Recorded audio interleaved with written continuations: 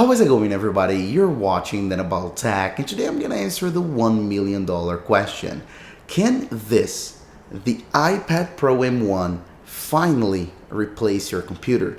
Can you actually use this as your daily driver, as your main device, and just sell your Mac or your Windows PC in favor of using this extremely interesting, fun, and powerful device to work and study?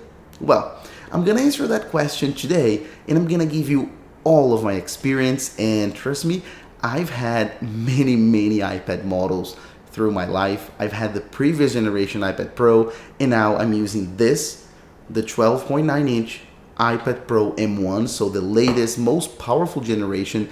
And I've been using those devices so much, extensively, and I've done so many tests to finally tell you this big answer: if you can finally retire the old-fashioned computer in favor of this very cool and interesting device. So the way this video is gonna work is I'm gonna try and make this the most universal video as possible. So I'm gonna try and answer this question to everyone, because it's pretty much impossible to answer with a yes or no question if you can in fact replace your computer with a MacBook Pro. I can't just say yes to everybody or no to everybody. So my idea here is to make a very universal video and tell you what are the biggest advantages of replacing your computer with an iPad Pro, and the biggest disadvantages, what you're actually losing when you're doing this replacement thing. So my idea with this video is that you leave it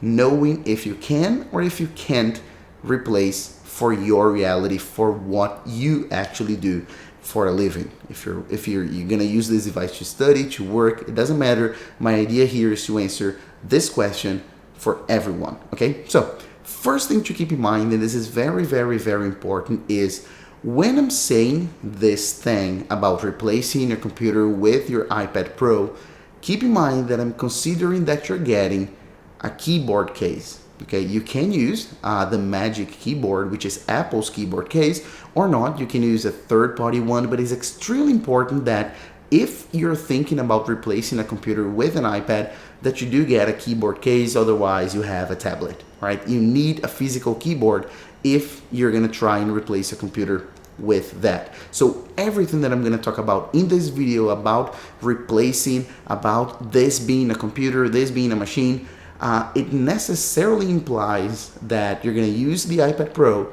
with a keyboard case. The Apple Pencil is not 100% necessary, and I'm going to talk about it later throughout this video, but it's not 100% necessary for everyone. But the keyboard case is necessary if you want to use it as a computer, okay? So first, let's talk about the advantages. What are the actual advantages you get when you do this switch between computer and iPad Pro? And the first thing that comes to mind is obviously the versatility. Having a device like that, having an iPad Pro with you as your daily driver, as your computer, means that you actually have three devices in one. You have a computer, you have a tablet, and of course, if you have the iPad, the Apple Pencil, or any other pencil for that matter, you also have a drawing device. And I know many people will say, okay, Daniel, but the iPad Pro, it's not a real computer. It is an iPad after all. It uses iPad OS after all. So you can't say it is a full-fledged computer. But even though it has some limitations, the iPad Pro can be considered a computer today because of a few reasons. Reason number one, because Safari on the iPad Pro does pretty much everything Safari does on your MacBook or your browser does on your Windows PC. So the iPad Pro runs a full version of Safari, capable of doing downloads, of playing any kind of videos and files and documents, and dealing with pretty much everything you throw at it. So that's very important. Also, you have a files manager, so you can in fact transfer, download, manage any files that you want in the iPad Pro. If you download, maybe you're gonna download the file, maybe you're gonna get the file through a flash drive, a hard drive, doesn't matter. The iPad Pro can handle files as well. And of course, the iPad Pro has access to the App Store, which has millions and millions of apps, and you can do pretty much anything with those applications. But of course, I'm gonna talk about the limitations, because I'm always saying pretty much, because there are a few limitations, and I'm gonna talk about those limitations when I'm talking about the disadvantages. Okay, so bear with me, but it's important to keep in mind that the iPad Pro can be considered a computer today. And of course, when I say it's also a tablet, is because you can just easily detach from a case. If you're using a case, you can detach it from a case and then read a book, watch a video, a movie, or anything in a much more convenient way than you would if you had a computer. It's much better to access any kind of content through a tablet over a computer. It's just much better.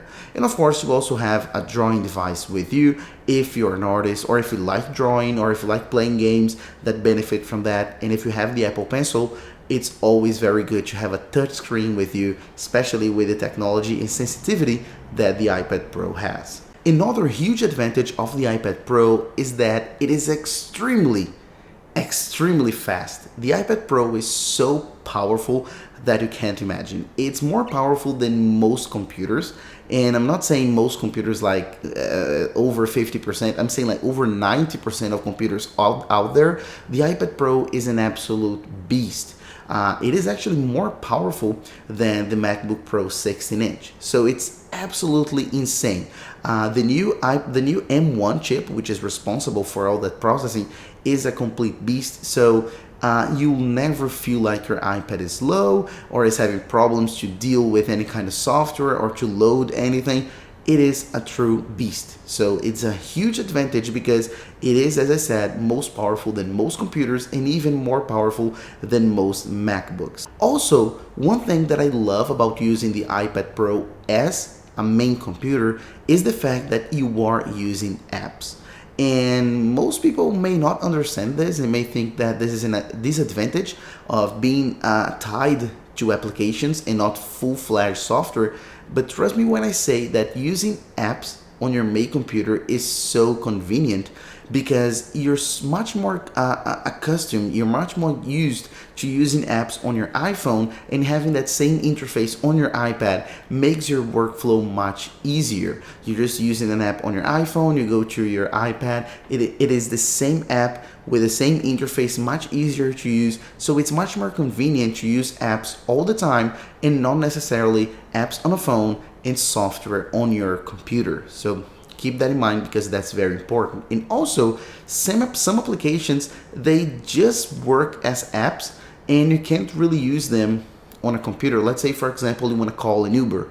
It's so much easier to just call an Uber from your iPhone or from your iPad Pro than if you want to call it using your browser on your computer. It just doesn't really work that well, right? So it's much easier to use apps on your daily basis because you're much more used to them and they're much more responsive and much easier to use as a whole. And the final advantage of using your iPad Pro as your main computer is the fact that it is fun.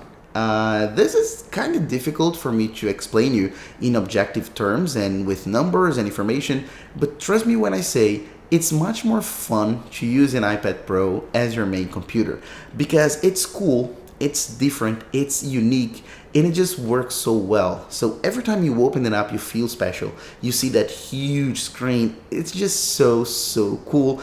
It's an awesome experience. Like every time you're using it with friends, family members, colleagues, everybody comes to take a look, asks what it is, because it's different. Not everyone is using an iPad Pro as their daily device. Everybody's using the old-fashioned computer, so the fact that you're using it makes you a little bit more special, makes you feel more special. It draws a little bit more attention, and you feel like you are in the cutting edge. It feels like you are in the future. I always love this feeling of opening up my iPad Pro, using it. I always feel special.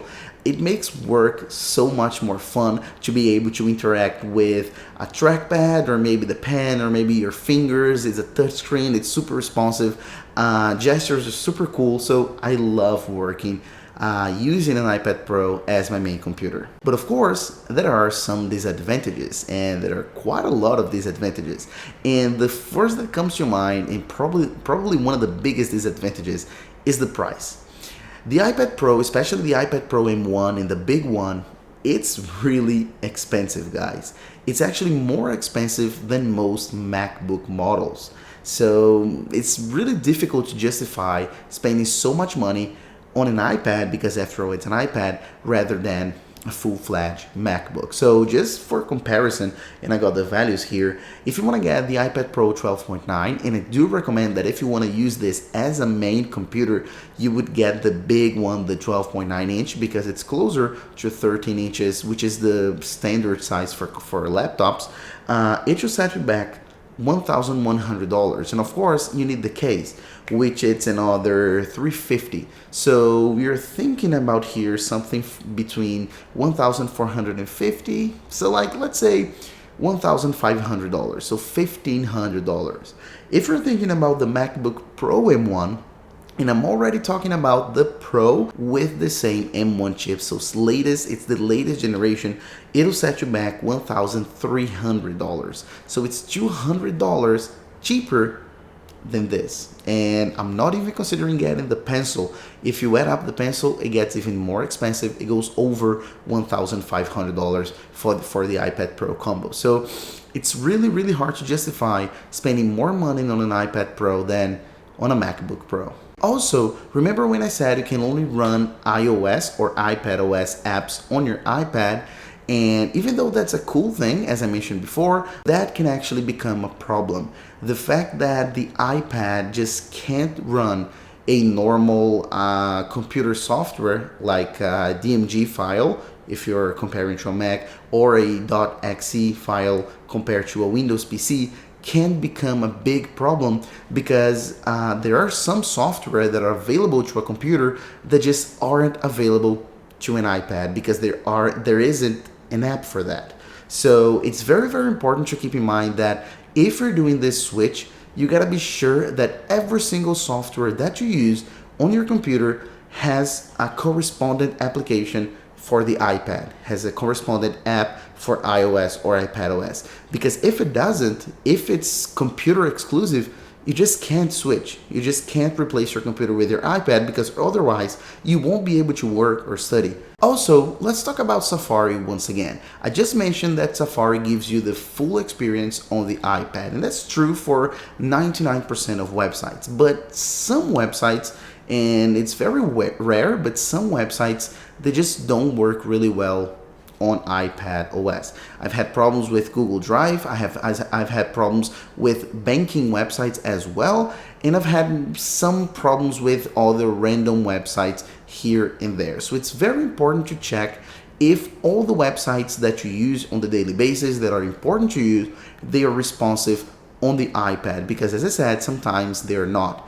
Also, sometimes you want to open something on the iPad and then it'll try to redirect you to an application, but you don't really want to use the application. You want to use the website, and it keeps redirecting you. So some websites are not 100% designed and developed for the iPad. So again, I would recommend you to check if all the important websites that you use, they are responsive and well built for iOS as a whole, so iPhone and iPad and more. And this is very, very important. Using an iPad Pro as your main computer is not as productive as using a computer as your main computer. And when I say productive, I know it feels a little bit subjective, and it kind of is, but I can give you some examples. If you, like me, you use a lot of multiple desktop windows, like you have a lot of desktops and a lot of windows and software on those desktops. If you want to do this on an iPad Pro, you'll have a hard time. Doing this on a computer is much easier to cycle through than on an iPad Pro. You can do it, but it's not as easy. Another thing that you can definitely tell is when you use spreadsheets. If you use Microsoft Excel, for example, it's not the same experience. Even though you have a trackpad now on the iPad Pro with a Magic Case, it's still not the same. It's a lot more work, it's a lot more clicks, and inputs, and it just doesn't work the same way. It feels like Excel is still not 100% ready.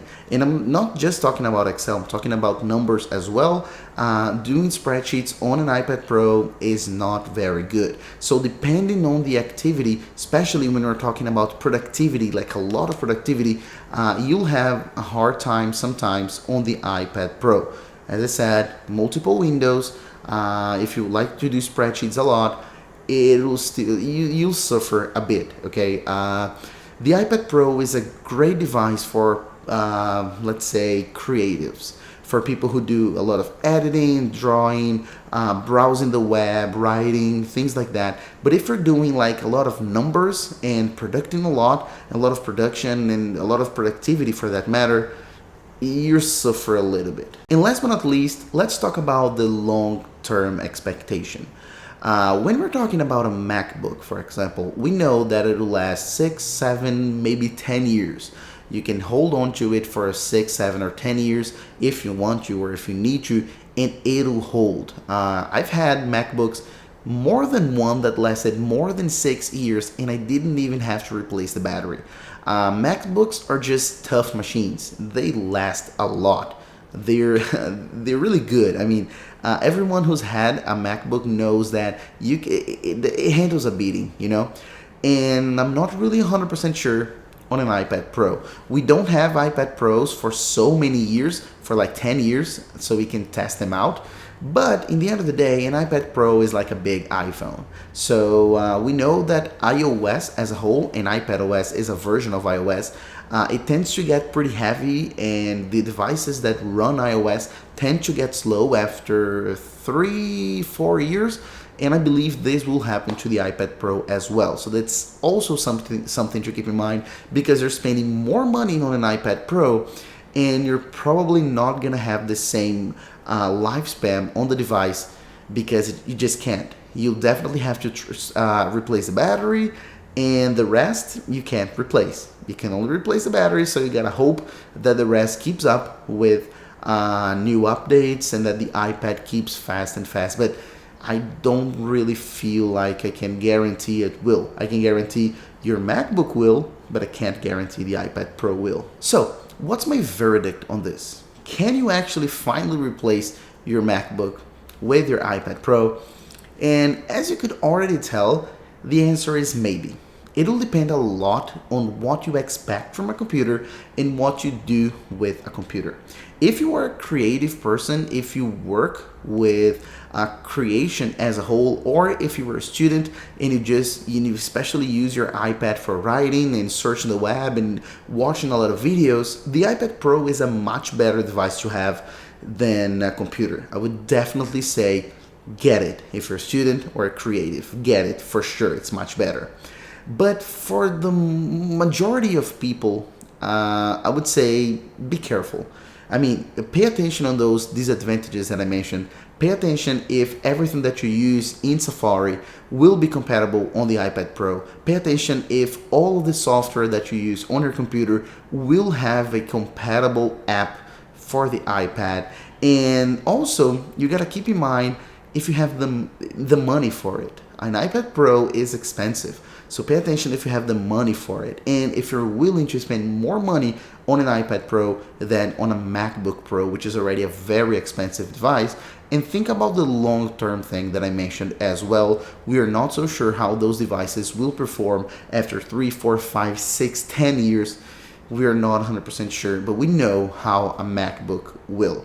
Okay, so keep that in mind. Again, I can't give you a straight answer like yes or no, but I believe that with this video, it can already guide you pretty much if you should, if you shouldn't, if it's a good idea, if it's a bad idea, and if the iPad Pro is the perfect device for you or not. All right, so that's pretty much it.